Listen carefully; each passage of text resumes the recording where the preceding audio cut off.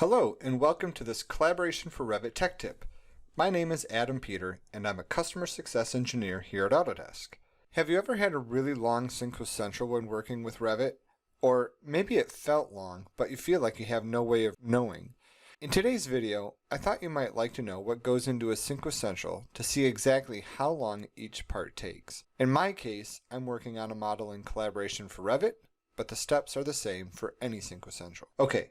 So let's look at a journal file, which is where we track Revit activity and break down each part of the sync central.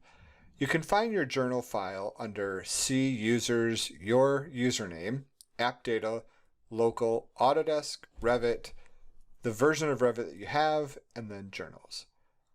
Each time you open and close Revit, a new journal file is created, so you may have multiple journals in one day.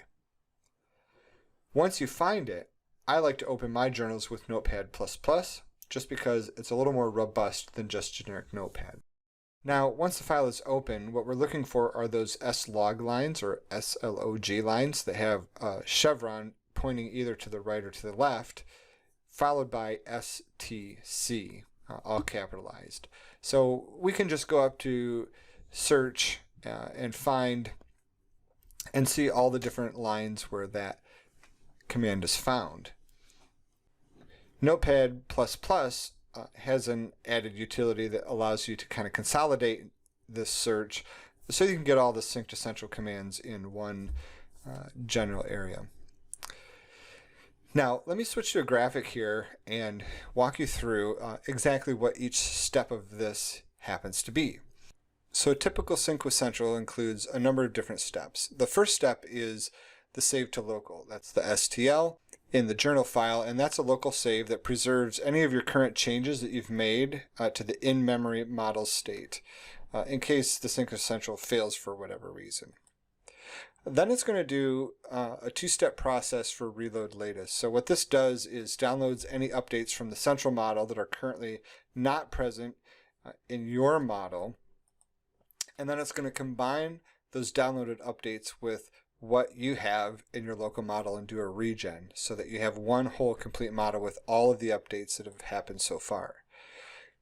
Then Revit is going to save that file and upload your combined state, all the user's edits plus your changes, back up to the server, and it's going to commit those changes to the server. And then it's going to relinquish or release any user permissions that may be applicable. And then finally, it's going to do one last local save to make sure that what you have local is exactly what matches the central file up in the cloud. Of all of these steps, typically regen is often the biggest contributor of long sync with central times, especially if you have multiple views open at the same time that need to be regenerated.